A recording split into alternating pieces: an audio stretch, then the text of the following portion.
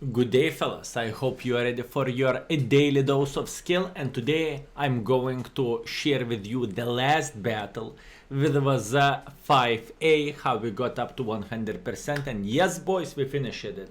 In order to get up to 100% of Mark of Excellence on 5A, we needed roughly 5.2 thousand, and by the way, the quick comparison between the tanks, right? The IS-7, in order to get the 100% of marks, I needed 4,500, and with that, as you can see, I needed 5.2 thousand, which is way more than I needed with IS-7, but it was just the case, and I really wanted to share that with you fellas. Hip hip hooray, the 5A is done, and I can tell you that it is still one of my favorite vehicles in the world of tanks, and I love it with all my heart, fellas. It's still my favorite heavy tank, at least for now, until I touched anything else. And now, without talking too much, let's start a journey. And you can guess in what kind of map we got the Mark of Excellence. In last map, the score was very nice.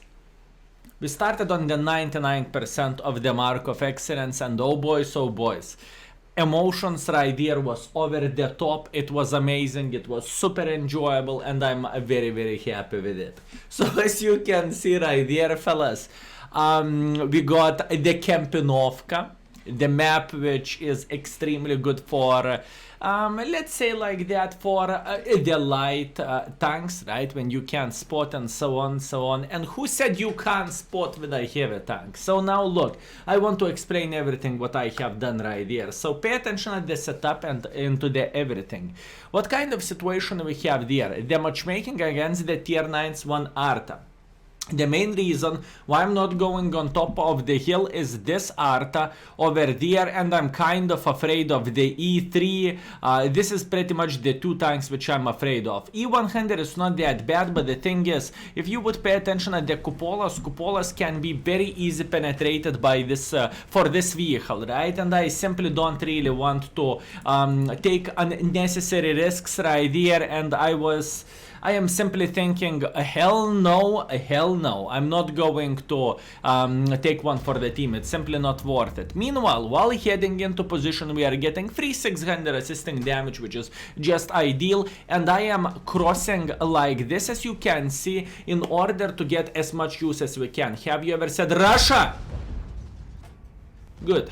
I like to yell Russia too, as you can see. It's not even protecting from Artas, but you can actually hit your shot on the full move. That was beautiful, obviously, that was lucky.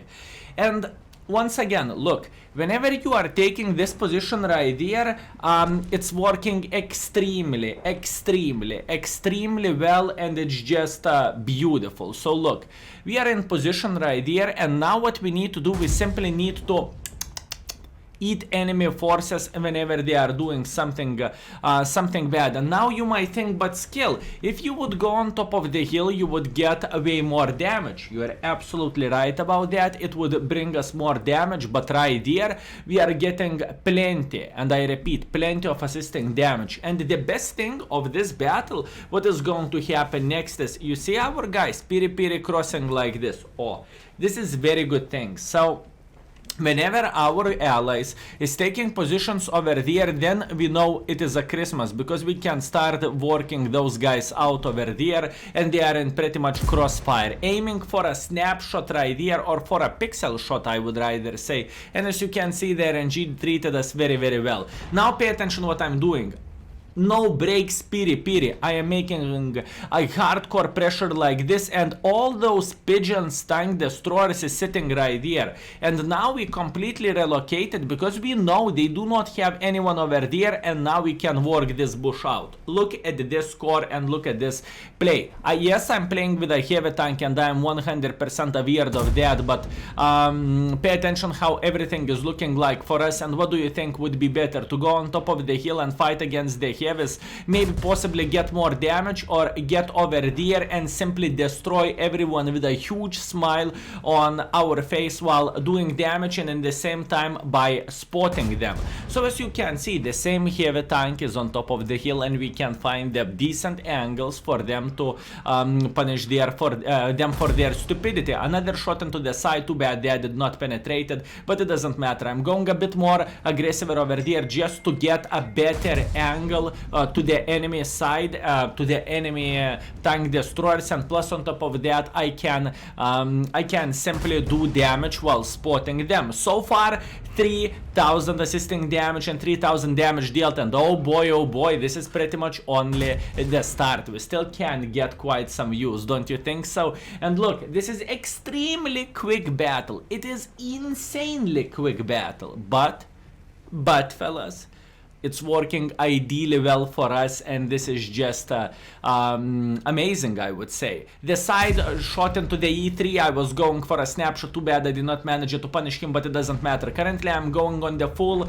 Trollolo mode because I want to get as much as possible assisting damage right there. Jack Tiger is getting spotted by us, and we are pretty much getting shit on of assisting damage. Wait a second, Budget never ever was spotted. What budget, fellas? What budget?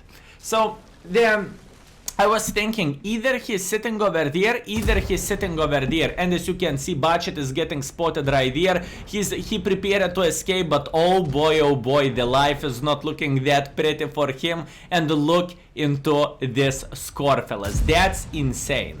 So I missed the last shot. It's okay. I got up to 100% of the mark of excellence already. I am super happy about this, and that was hell of a score. So we hit one blind shot right there. Okay, that was one blind shot hit.